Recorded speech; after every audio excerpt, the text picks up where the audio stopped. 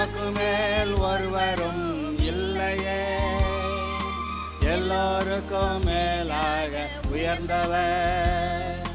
உமக்கு மேல் ஒருவரும் இல்லையே. அல்லேலூயா, அல்லேலூயா, அல்லேலூயா, ஆமென். அல்லேலூயா, அல்லேலூயா, அல்லேலூயா, ஆமென். ஒருவரால் சிருஷ்டிக்கப்படாமலே தாமாக என்றென்றும் இருப்பவர். ஒருவரால் சிருஷ்டிக்கப்படாமலே தாமாக என்றென்றும் இருப்பவர். அல்லேலூயா, அல்லேலூயா. நீதிமொழிகள் புஸ்தகத்தை படித்து கொண்டிருக்கிறோம். முதல் அதிகாரத்தில் 19வது வசனம் வரைக்கும் பார்த்துருக்கிறோம். முதல் 6 வசனங்களிலே இந்த நீதிமொழிகள் புஸ்தகத்திலிருந்து என்னென்ன நன்மைகளை போதனைகளை பெற்றுக்கொள்ளலாம் என்று சொல்லியிருக்கிறது. 7வது வசனத்திலே கர்த்தருக்கு பயப்படுதலே ஞானத்தின் ஆரம்பம் என்று படித்தோம். இப்பொழுது 8, 9வது வசனங்களிலே மகனே உன் தகப்பன் புத்தியை கேள், தாயின் போதகத்தை தள்ளாதே, அவைகள் உனக்கு உன் சிரசுக்கு அலங்காரமான கிரீடமும் கழுத்துக்கு சரப்பணியுமாக இருக்கும் என்று சொல்லியிருந்தார். பிறகு 10வது வசனத்திலிருந்து 19வது வசனம் வரைக்கும் உன்னுடைய பொருள் தேவைக்காக, பொருளாதாரத்திற்காக பாவிகளோட சேர்ந்து நடக்காதே, அவர்கள் நயங்காட்டினால் நீ அவர்களோட சம்மதியாதே, அவர்களோட வழி நடவாமல் நீ பாதுகாத்துக்கொள் என்று கர்த்தர் சொல்லுகிறார். சரி, இப்பொழுது 20வது வசனம் முதல் கொஞ்சம் வசனங்களை வாசிக்கிறேன். இந்த இடத்துல ஞானம் கூப்பிடுகிறது. இப்போ இந்த செய்தி ஞானம் கூப்பிடுகிறது என்ற தலைப்பில் இன்றைக்கு இப்பொழுது இந்த செய்தியை நாம் பார்க்கலாம். 20வது வசனம் முதல் நான் வாசிக்கிறேன். ஞானமானது வெளியே நின்று கூப்பிடுகிறது, வீதிகளில் சத்தம் இடுகிறது. ஞானம்னா நமக்கு உடனே இப்போ விளங்கணும், கர்த்தர் அவர்தான் ஞானம். இயேசு சொன்னார், நானே வழியும் சத்தியமும் ஜீவனுமாக இருக்கிறேன் என்று. 1 கொரிந்தியர் 1வது அதிகாரம் 31வது வசனத்தில் அவரே நமக்கு ஞானமும் நீதியும் பரிசுத்தமும் மீட்புமானார்னு எழுதியிருக்கு.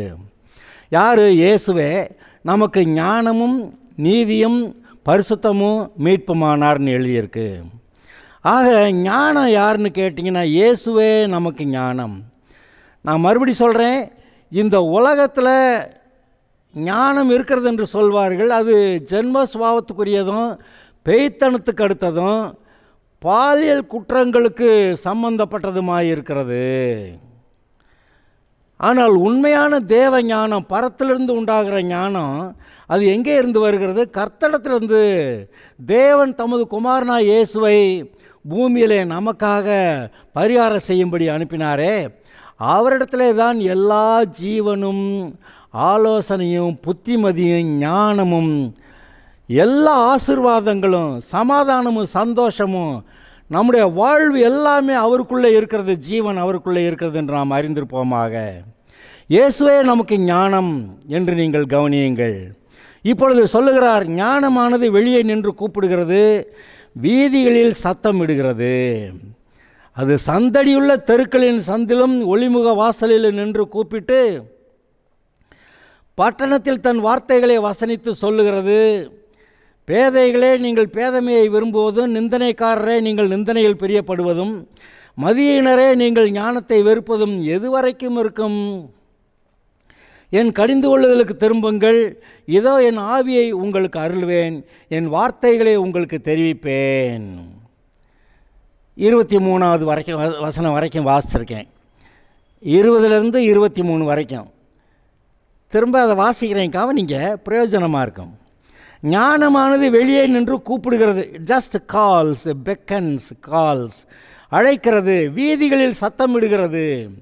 அது சந்தடி உள்ள தெருக்களிலும் தெருக்களின் சந்திலும் ஒலிமுக வாசலில் நின்று கூப்பிட்டு பட்டணத்தில் தன் வார்த்தையை வசனித்து சொல்லுகிறது.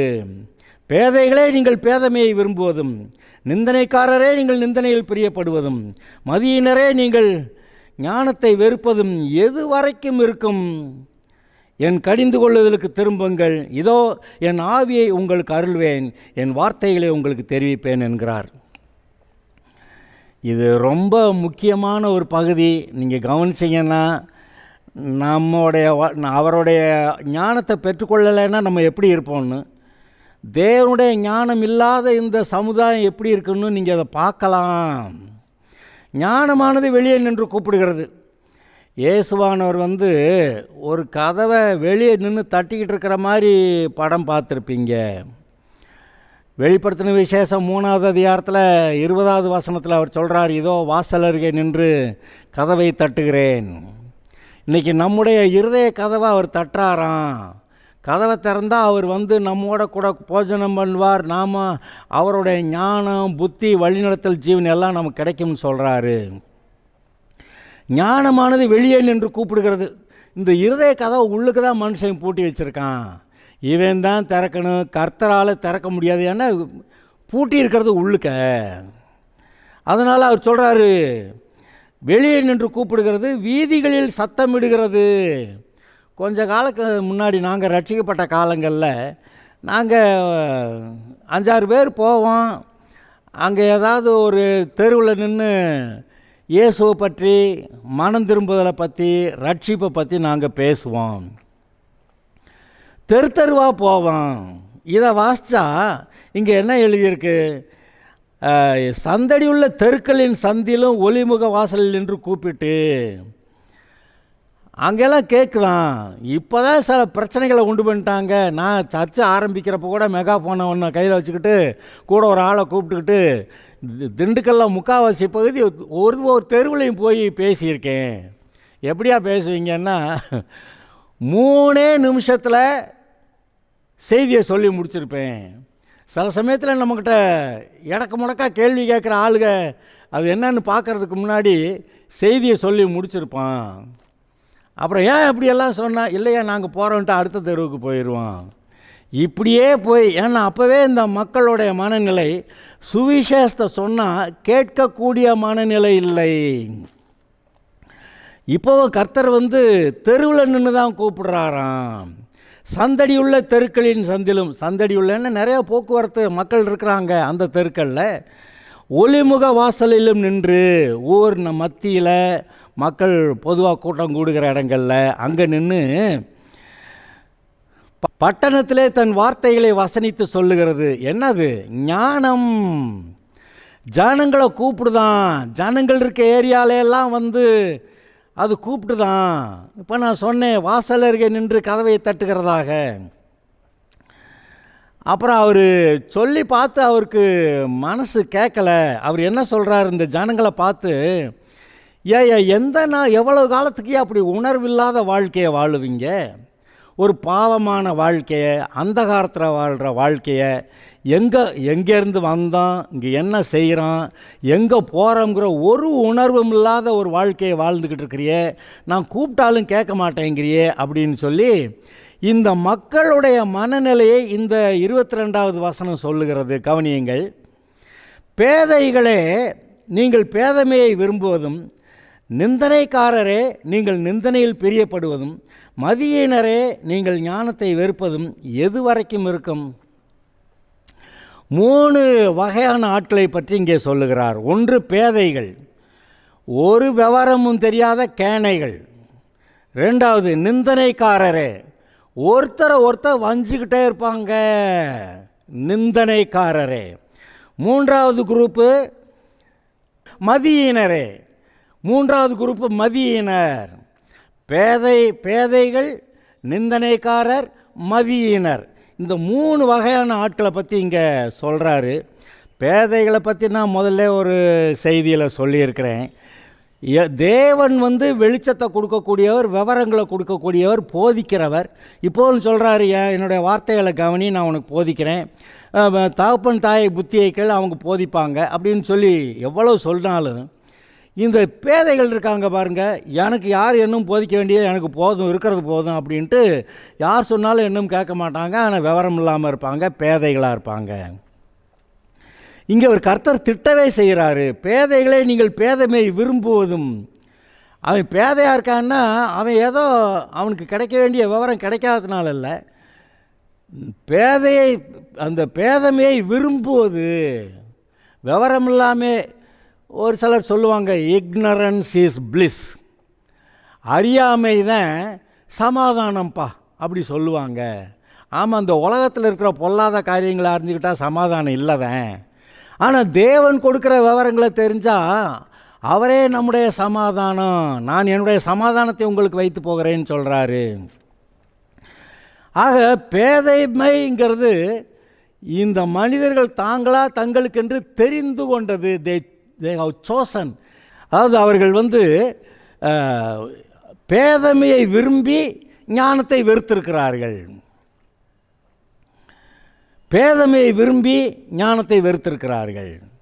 பேதமையை விரும்புறதுங்கிறது எனக்கு எந்த விவரம் யார் எனக்கு சொல்லிக் கொடுக்க வேண்டியதில் போயா அப்படி சொல்லிவிட்டு ஞானம் வேண்டான்னு சொல்லிவிட்டு இந்த ஒரு விவரம் இல்லாத சூழ்நிலையிலே தங்களை வைத்து கொள்ளுகிறவர்கள்.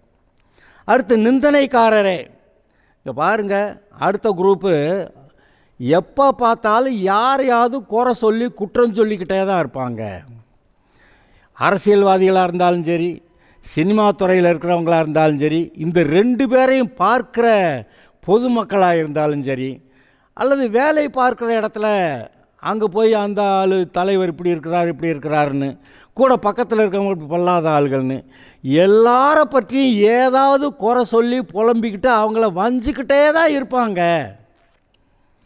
இதைத்தானே பார்க்குறீங்க நீங்கள். இந்த நிந்தனைக்காரர் கூட்டம் கூடி அவங்களுக்கு அசோசியேஷன் கூட வச்சுக்கிடுவாங்க. என்ன செய்கிறாங்க? அடுத்தவர்களை நிந்திக்கிறார்கள். யார்? தேவனுடைய சாயலில் ரூபத்தில் உண்டாக்கப்பட்டிருக்கிற மற்ற மனுஷனை நிந்திக்கிறார்கள். அது ஒரு விதத்தில் தேவனுக்கு விரோதிகளாய் துரோகிகளாய் மாறிவிடுகிறார்கள். நிந்தனைக்காரரே நீங்கள் நிந்தனையில் பிரியப்படுவதும், மதியினரே நீங்கள் ஞானத்தை வெறுப்பதும் எதுவரைக்கும் இருக்கும்? இந்த மதியினரை பற்றி சொல்கிறாரு. இவங்க ஞானத்தை வெறுத்ததுனால தான் மதியினராக இருக்காங்க. மதியினம்னா புத்தி கெட்டு போய், மதினா புத்தி, மதியீனம்னா புத்தி கெட்டு போய் புத்தி இல்லாமல் எல்லாவற்றையும் தப்பாக செஞ்சு தங்களுக்கே நஷ்டங்களையும் தீங்குகளையும் வருவித்து கொள்ளுகிறவர்கள். இப்போ இந்த 3 குரூப்பை பார்த்து கர்த்தர் சொல்கிறாரு, பேதைகளே நீங்கள் பேதமையை விரும்புவதும், நிந்தனைக்காரரே நீங்கள் நிந்தனையில் பிரியப்படுவதும், மதியினரே நீங்கள் ஞானத்தை வெறுப்பதும் எது வரைக்கும் இருக்கும்? அவர் சொல்கிறாரு, நான் எத்தனை தடவை சொல்லி பார்க்குறேன், நான் கூப்பிட்டு பார்க்குறேன் அப்படி சொல்கிறாரு. ஆக உலக மக்களை பார்த்து தேவனுடைய கணிப்பு, அவர் எப்படி இந்த உலக மக்களை எடை போட்டிருக்கிறாருன்னு பாருங்கள். ஞானமானது வெளியே நின்று கூப்பிடுது, ஞானத்தின்னு அவங்க வீட்டுக்குள்ளே விடலை. தெருக்களில் நின்று சத்தம் போட்டு கூப்பிடுது. ஒளிமுக வாசலில் இருந்து பட்டணத்தில் தன் வார்த்தைகளை வசனித்து சொல்லுகிறது. கூப்பிட்டு சொல்கிறார், ஏ பேதைகளே, ஏ நிந்தனைக்காரரே, ஏ மதியினரே, நீங்கள் பேதமையை விரும்புவதும் நிந்தனையில் பிரியப்படுவதும், அதான் அடுத்தவனை வைக்கிறதுனா அப்படி சந்தோஷம் உங்களுக்கு அதானே நிந்தனையில் பிரியப்படுவது. அடுத்து மதியினரே நீங்கள் ஞானத்தை வெறுப்பதும் எது வரைக்கும் இருக்கும்? அடுத்த வசனத்தை கவனிங்க. என் கடிந்து கொள்ளுதலுக்கு திரும்புங்கள், இதோ என் ஆவியை உங்களுக்கு அருள்வேன், என் வார்த்தைகளை உங்களுக்கு தெரிவிப்பேன். பாருங்க, சொல்கிறாரு என்னுடைய கடிந்து கொள்ளுதலுக்கு. கடிந்து கொள்ளுதல்னா என்ன? ஏ தம்பிங்க வா அப்படின்னா உடனே வைக்கிறதுன்னு அர்த்தமா? இல்லை. ஏய் தம்பி விடா ஒன்னே தாண்டா வா அப்படின்னு சொன்னால் அப்புறமும் போகிறேன் டேய் அப்படின்னு கூப்பிடுவாங்க. நான் சொன்னால் கவனிக்க மாட்டியா அப்படின்னு கேட்பாங்க.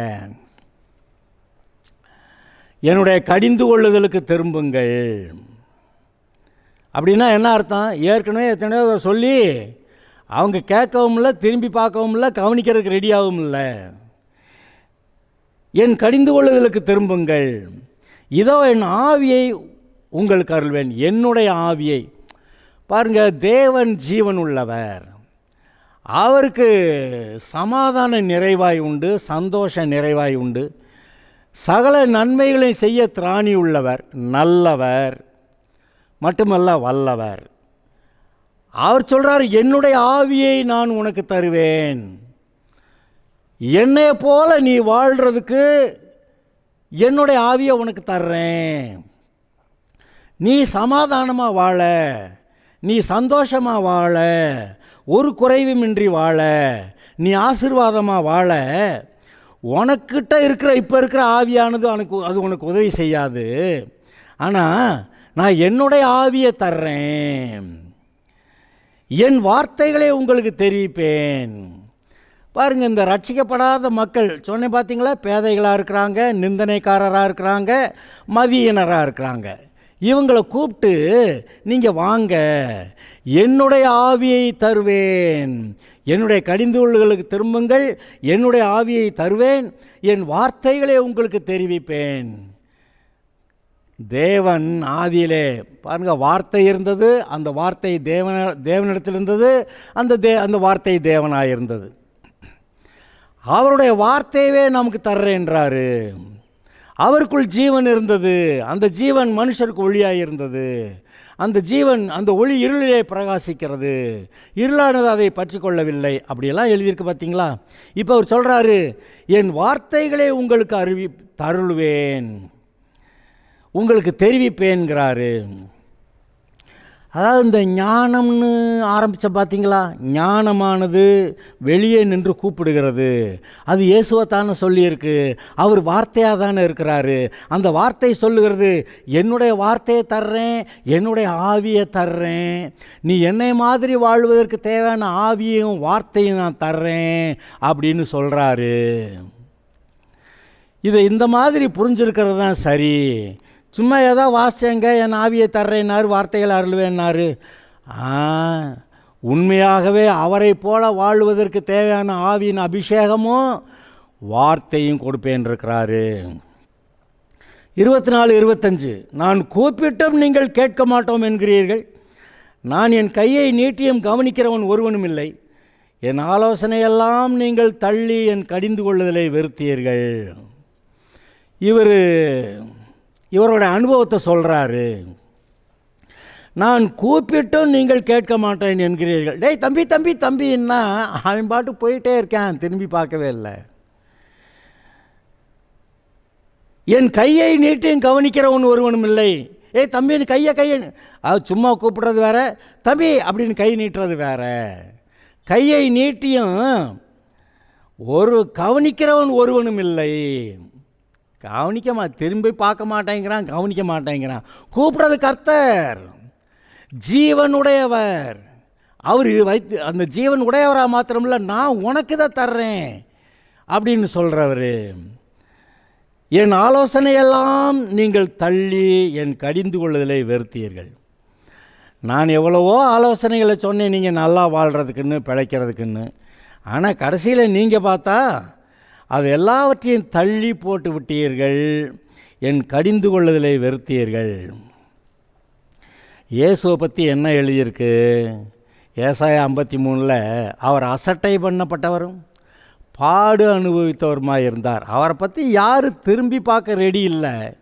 இப்படி ஒரு கர்த்தர் நமக்கு தேவையில்லை அப்படின்னு சொல்லி எல்லாரும் அவங்கவுங்க வேலையை பார்த்துக்கிட்டு இருக்கிறாங்க.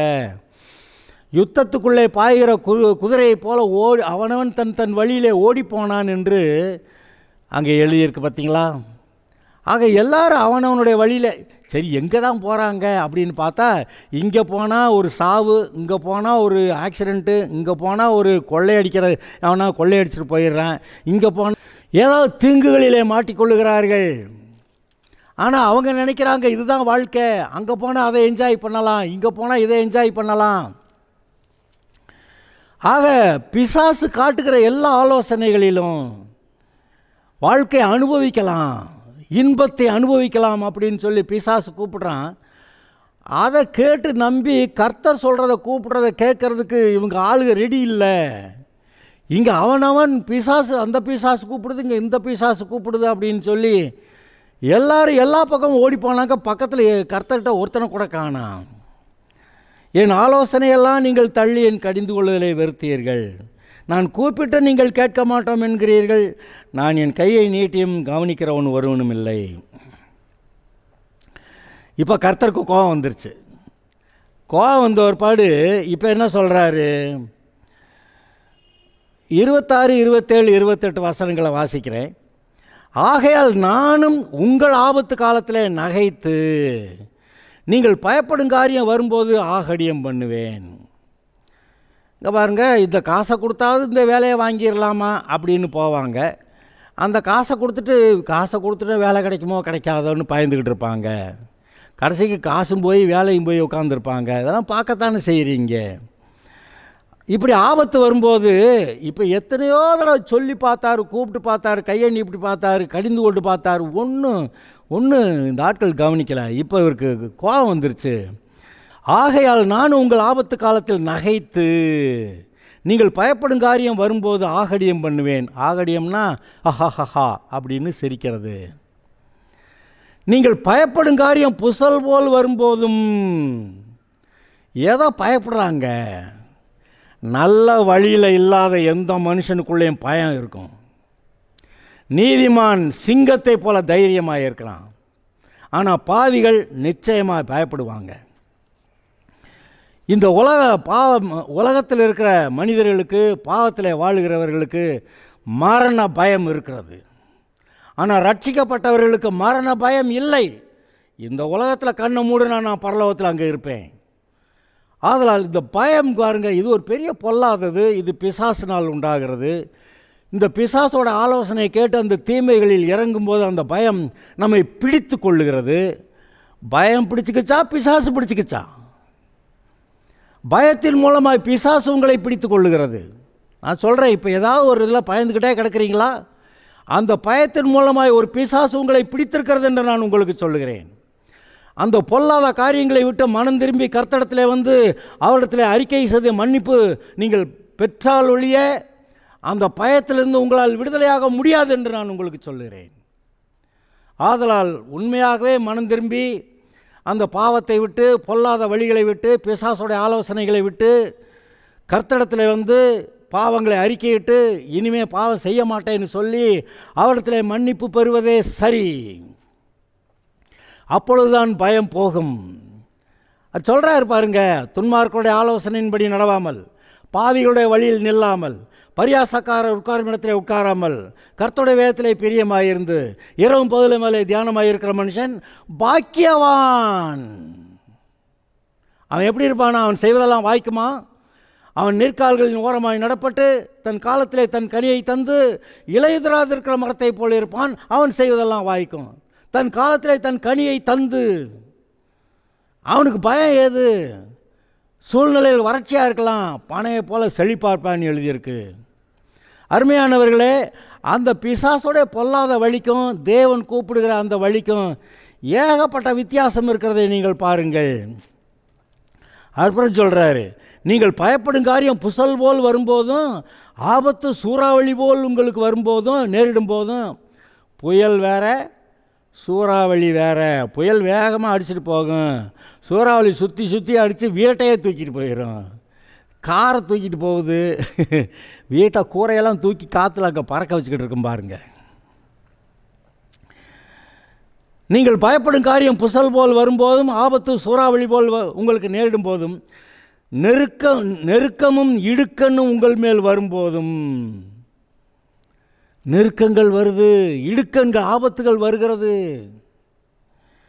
அந்த சமயத்தில் நான் ஆகடியம் பண்ணுவேன். நான் சொல்லி சொல்லி கேட்க மாட்டேன்ல, போடா அப்படி சொல்லிட்டு சிரிப்பேங்கிறாரு.